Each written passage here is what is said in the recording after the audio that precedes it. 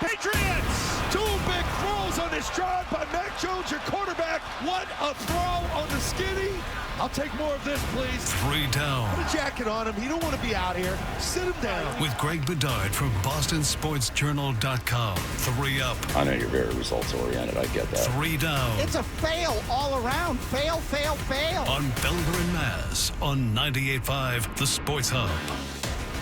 All right, bye-week edition, Patriots at the bye. 3 studs, 3 duds. It's all presented by Tullamore Dew Irish Whiskey. Enjoy the game with the original triple distilled, triple blended, and triple cask matured Tullamore Dew Irish Whiskey.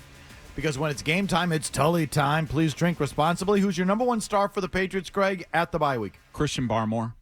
He's my highest rated player so far. He's a plus 31 in my grades. He leads the team with 17 total quarterback pressures.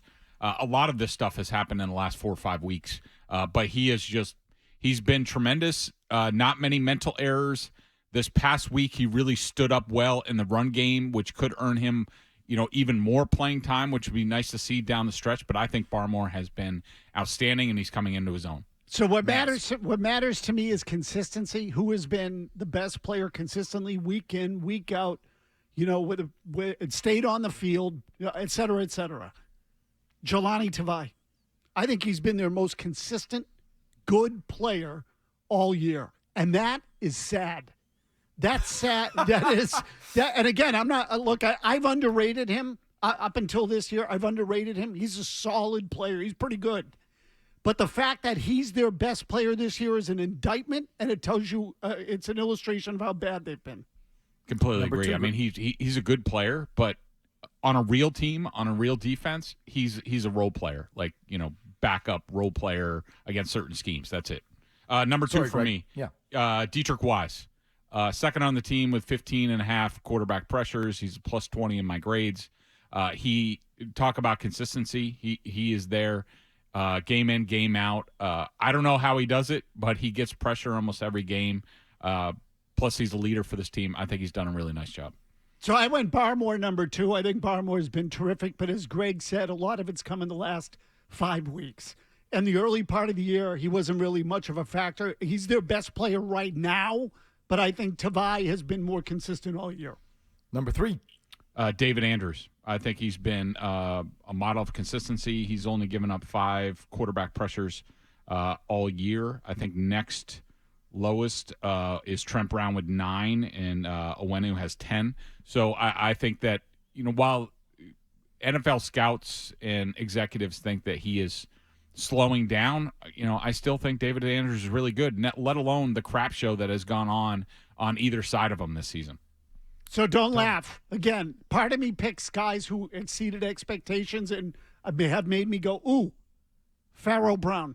Mm-hmm. I think he's been pretty good. I don't disagree with that. He's been pretty good. When he's been out there, he's produced. They've thrown to him. He's caught it. He's generally out there as a blocker and a decoy, but of all the players on the team who you look at and go, you know what? He's given them more than I thought he would. He's one of them. I'd say Pharaoh Brown. Okay, duds. Who's the number 1 dud on the Patriots over the first half, Greg? I zagged a little bit on this, but GM Bill Belichick.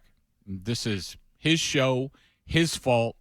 The weaknesses on this team, the lack of depth in certain areas that he chose not to reinforce, have killed this team. Spent his first 3 draft picks on defense.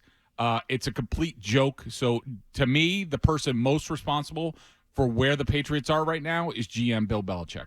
So I agree with that assessment entirely. I generally kept to players, though, and I had trouble distinguishing in this particular group. So I'd put the whole offensive line.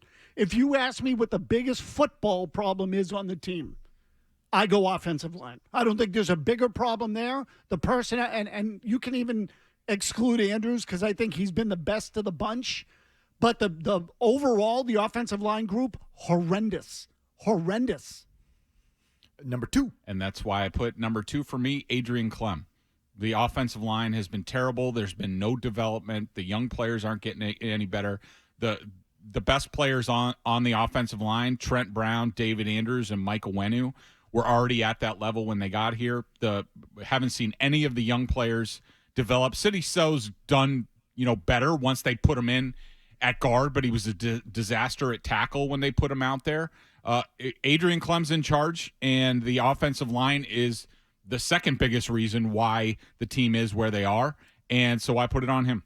Mac Jones. Number 2, Mac Jones. I mean, let's not pull any punches here. There are a lot of variables there in which that affect the quarterback's play. We all know what they are. He hasn't exactly handled it well either. And the thing that concerns me the most is the way he's unraveled. And look, he hasn't really thrown people under the bus like he did a year ago, but his play has completely deteriorated. He's a mental mess. He needs a new start somewhere else. Will Mac Jones make Greg's list? Number 3. Troy Brown. The wide receivers have been a mess since he's been in charge. They run wrong routes all the time. There's just inconsistency.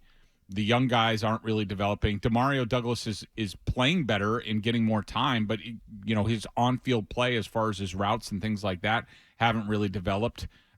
It has not been good, and that whole group has underachieved for years, and I'm putting that on Troy.